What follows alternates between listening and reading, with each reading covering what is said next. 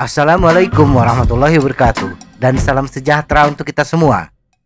Bagi anak muda, olahraga mayoritas untuk membentuk kekuatan tubuh.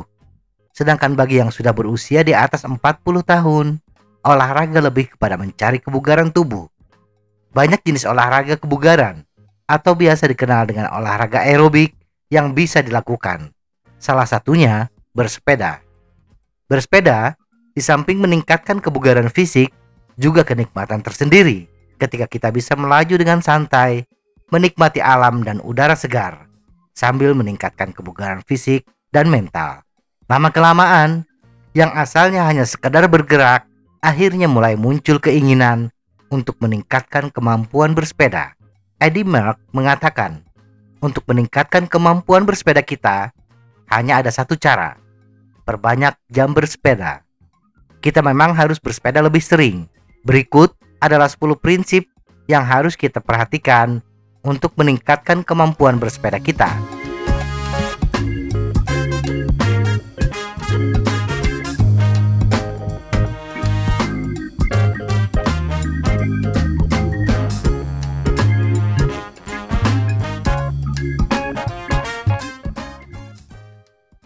Satu, tubuh selalu beradaptasi. Bila awalnya kita hanya bersepeda sejauh 5 km dan tidak mencoba untuk menambah jarak, walaupun sudah berbulan-bulan bersepeda, tubuh tidak akan menambah kekuatannya. Agar tubuh bertambah kuat, maka tambahkan jarak secara bertahap setiap kali bersepeda. Memang, awalnya kita akan merasakan kelelahan, tetapi seiring waktu, tubuh sudah menyesuaikan dengan tuntutan baru yang lebih berat. 2. Stres ditambah istirahat adalah kesuksesan. Tetapi tidak harus menyiksa badan dengan menambah porsi bersepeda. Memperpanjang jarak tempuh tanpa istirahat. Kita akan menjadi lebih bugar jika membiarkan tubuh pulih dan kemudian beradaptasi dengan beban yang baru. Jika tidak memberi cukup waktu untuk pemulihan, sama artinya tidak memberi kesempatan tubuh untuk beradaptasi, yang bisa menimbulkan cedera atau kehabisan tenaga. 3. Pemulihan. Sebagian besar adaptasi terjadi saat tubuh beristirahat, bukan selama sesi bersepeda. Untuk terus meningkatkan kekuatan, tubuh membutuhkan waktu untuk membangun kembali jaringan-jaringan otot dan sistem pernapasan. 4. Ketahanan dulu. Hindari bersepeda dengan intensitas tinggi, bersepeda dengan kecepatan tinggi, bila kita belum membangun basis daya tahan yang baik. Bersepeda dengan intensitas tinggi tanpa daya tahan yang baik hanya akan menimbulkan cedera. 5. Pacing. Pacing adalah bersepeda dengan kecepatan lambat dan mantap dalam tempo yang nyaman. Jadi untuk membangun daya tahan, bersepedalah dengan santai, di mana kita masih bisa berbicara dengan nyaman tanpa terputus-putus. 6. Volume bersepeda.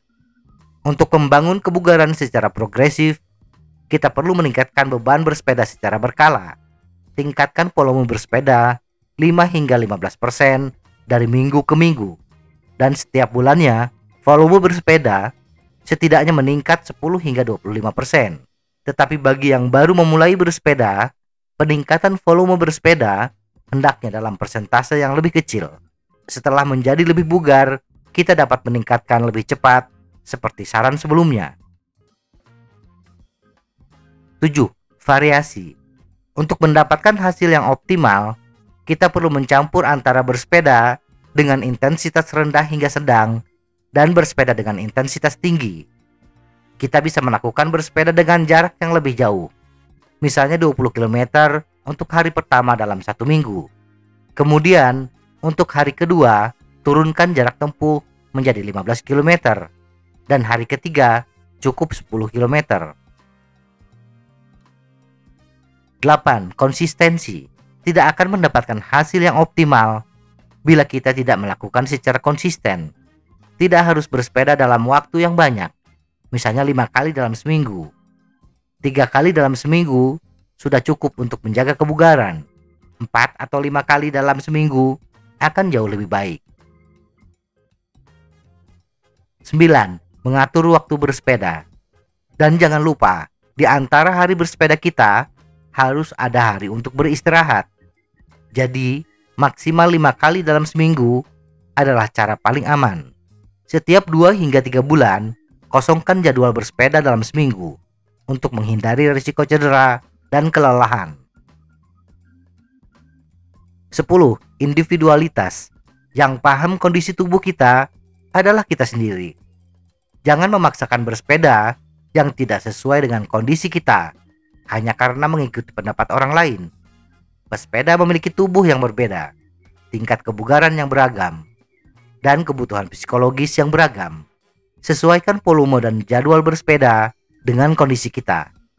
Semoga informasi ini bermanfaat. Tetap sehat. Salam goes.